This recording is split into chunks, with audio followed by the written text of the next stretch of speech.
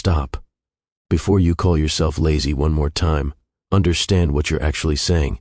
Lazy is a moral failure. What you have is a measurable biological malfunction. And the fact that nobody told you the difference, that's why you're still stuck. You wake up with every intention of being different today. Then an hour disappears into your phone before you've moved. You tell yourself you'll start after lunch becomes after dinner becomes tomorrow, and tomorrow has been coming for months. You have 12 browser tabs open of things you'll do someday. You organize your desk, you make a playlist, you do everything except the actual work. Then you watch someone else win on social media and feel inspired and completely frozen at the same time. And the worst part isn't the wasted time, it's that you've started to believe the story, that you're just built differently, that some people have it and you don't. That is the most dangerous lie you will ever tell yourself. Here's what nobody in your life has told you, because most of them don't know either. What you're experiencing has a neurological name, a neurological cause, and a neurological fix. This isn't philosophy. This isn't motivation. This is how your brain actually works. In the next 3 minutes, I'm giving you 5 steps to begin repairing your dopamine system starting today. Not a mindset shift, not a vision board, a biological recalibration protocol that works whether you believe in it or not. Step 1 is where 90% of men fail before they even start, because they think the problem begins when they sit down to work. It doesn't. 1. Audit your dopamine diet. You cannot fix a broken reward system while still flooding it with cheap rewards. That's like trying to get sober while drinking. Your dopamine receptors downregulate under chronic overstimulation.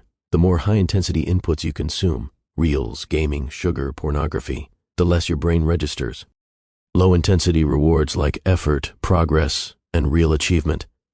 Your baseline has been hijacked. For the next 24 hours, write down every dopamine source you consume. Phone, food, content, everything. Rate each one from 1 to 10 on intensity. Scrolling is an 8. A real conversation is a 3. Identify your top 3 highest intensity sources. Those are your targets.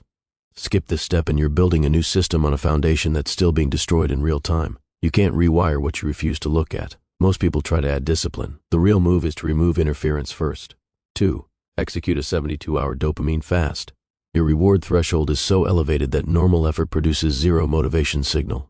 You need to lower the floor before you can build on it. Receptor sensitivity recovery begins within 48 to 72 hours of removing high-intensity stimulation, the same mechanism used in addiction recovery. No social media, no pornography, no video games, no binge content. Replace it with walks, cold water, physical training, silence, and physical books. Do not negotiate. Do not just check once. The voice telling you to check just once, that voice is the addiction. Without resetting your baseline, every discipline tool you try will feel pointless, because to your broken reward system it is pointless. Discomfort in these 72 hours is your brain reclaiming itself. Sit in it. Here's the uncomfortable truth. Most self-improvement content skips entirely. 3. Install friction architecture. Willpower is a myth you've been sold. Your environment makes 80% of your decisions before your conscious mind gets involved. You're not failing because you're weak. You're failing because your environment was designed for your worst impulses. Fix it. Phone goes in another room during work blocks, not face down, not on silent, another room. Delete the 3 highest consumption apps, not hide them. Delete. Lay out your gym clothes the night before. Set your work open and ready. Make the right choice, the path of least resistance. A man with weak willpower in a strong environment beats a man with strong willpower in a weak environment every single time. Design your environment like your future self's life depends on it. It does. Step 4 is where the neurological rebuild actually begins, and it requires something most men are too soft to do consistently. 4. Use physical stress as a reset mechanism. Voluntary physical hardship is the fastest known method to restore dopamine baseline and rebuild your brain's tolerance for delayed reward. Intense exercise triggers dopamine, serotonin, and norepinephrine simultaneously.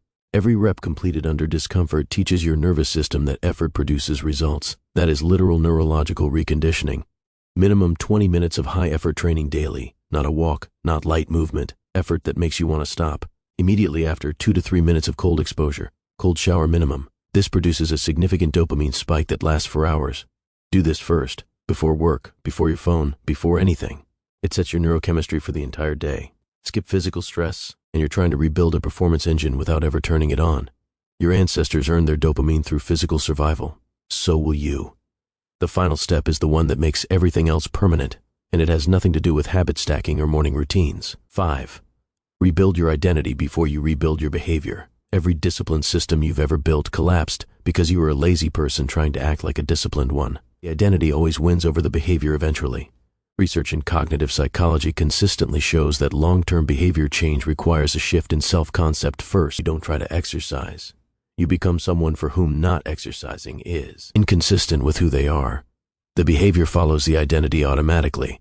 Write one sentence on physical paper with a pen. I am a man who does hard things before he does easy things. Read it every morning before anything else. Every decision point today, ask what the man in that sentence would do. Then do it, not feel it. Do it. Build habits without rebuilding identity, and you'll hold it together until the first serious obstacle. Then the old self takes over completely. You don't rise to your goals, you fall to your identity. Build the right one. These 5 steps aren't a productivity hack. They're not a cheat code. They're the process of becoming someone who doesn't recognize the person watching this video 6 months from now. The laziness was never you, but the man who fixes it, that one is entirely yours to build. If you're done letting a broken dopamine system write your story, comment rewired right now. Not because it helps the algorithm, because it's the first decision your new identity makes. And if you want the full system, the complete protocol for rebuilding your brain from the ground up, subscribe. This channel is not motivation. This is reconstruction.